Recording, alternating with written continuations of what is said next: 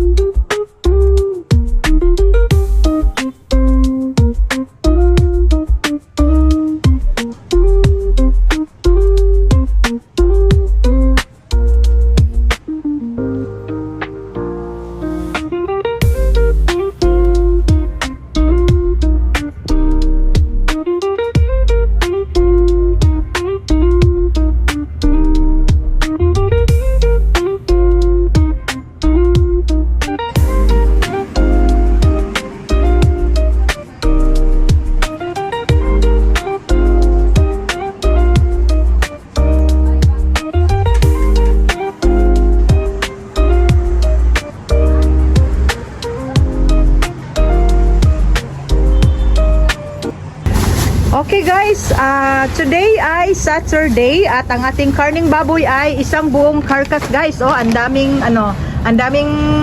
trabaho namin dahil 82 kilos ang aming pork carcass at yon dinidebone na ni Busing. Okay, at meron tayong delivery from Trio Central ng MFD. So ito guys, 62 ang puhunan dito. So ngayon 50 pesos na lang, no?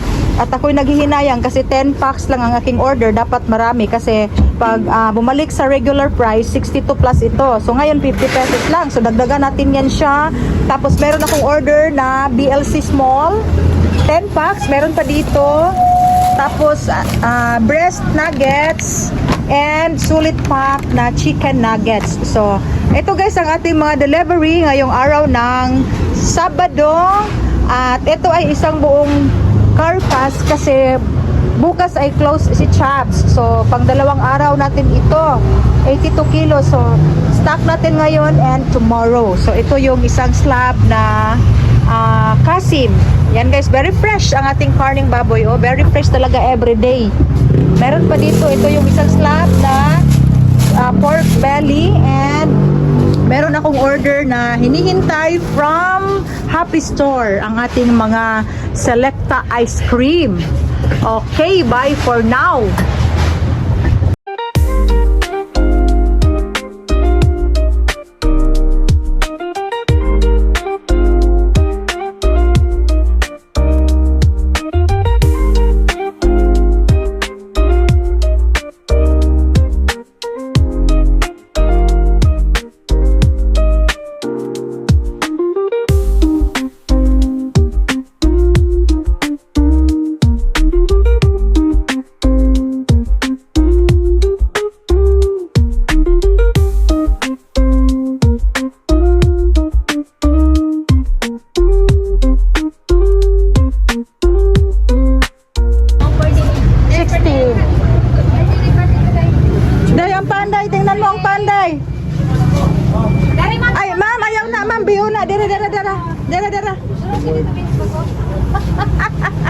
Biyo na hinon akong nahatag.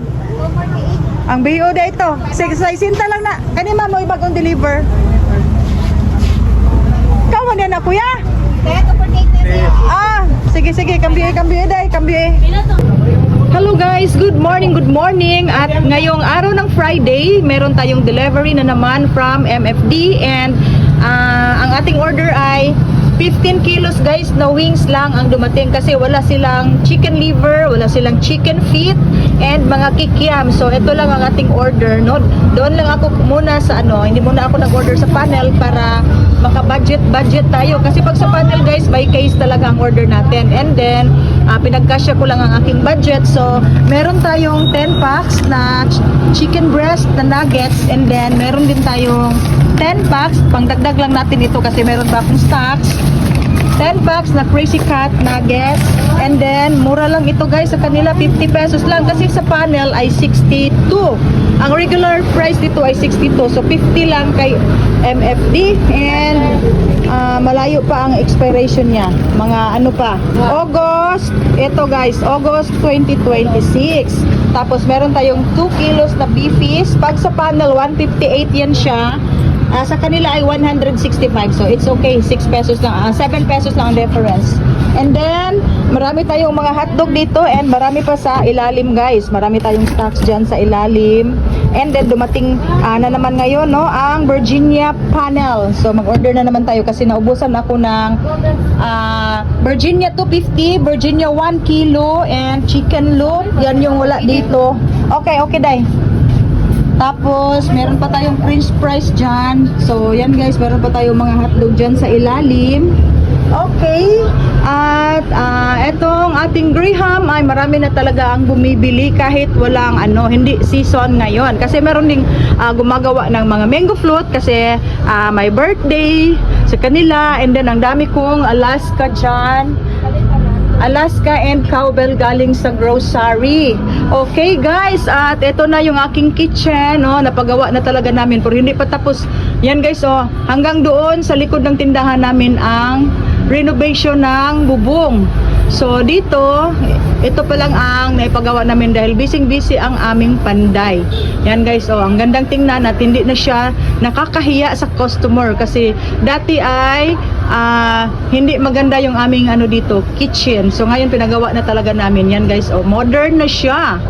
Yan, meron tayong nilalagay dyan na WBC panel. Ito, WBC panel. And bagong-bago ang ating tiles. Yan guys, ang ating tiles. So, meron bang mga ano dito, ipang retouch pa sa ating panday. Pero magagamit na siya. Yan guys, ang gandang tingnan at very safe na yung aming mga plato and mga mugs, mga kutsara. Dahil tapunin yung kanon, day. So, dito yung ating mga condiments. So, ganito talaga ang ino-open namin guys para hindi siya maanuhan ng mga ipis. Dahil hugasin na dahil okay na ay mga lama-lama. So, dito yung aking sugar. Ito yung aming salt. Ito yung sugar. Tapos, bitchin. So, ito ang ano. Dahil pati dito dahil hugasin na lang niyo niya dahil. Ha? Okay dahil. So, ito guys ang update sa aming renovation. So, hanggang doon, napakalaki ng ano, bubong nila ni Mr. hanggang dito sa likod ng aming tindahan. Hindi ko lang ipapakita yung ibang angle kasi hindi pa talaga tapos at hindi siya magandang tingnan. So dito lang ang magandang tingnan. Sa kitchen namin, ito ang likuran ng aming tindahan. Okay. Yan guys. And ito ang aming tindahan dito sa labas. Okay guys, meron din tayong mga dressed chicken. So ito ay isang bag, no? And then ang ating puhunan ay 157. Tapos meron na tayong naibentang 3 whole chicken. And then pag reweigh natin ay nagresiko talaga siya, no? Mag-add tayo ng 5 pesos per kilo. So ang 157 ay magiging 162 na ang ating puhunan. So ganyan guys ang pagkuha sa net na timbang sa mga wholesale na mga mga dressed chicken. Ito sa isang bag 15 heads. So kailangan talaga i-reweigh kasi hindi tayo magbe-base sa 157 dahil sa reseko niya. So nagiging 162. So add tayo ng 5 pesos ngayon, minsan 7 pesos. Okay, at ito pa ipapasok pa namin yan sa freezer. And then hinihintay ko na lang guys ang aking pork carcass at saka si Virginia hotdog. Okay, at ngayong umagang ito Friday guys, hindi sana ako mag-order ng pork carcass kasi merong maraming natitira kahapon, pero ngayong umagang ito maraming bumibili ng medyo marami, no?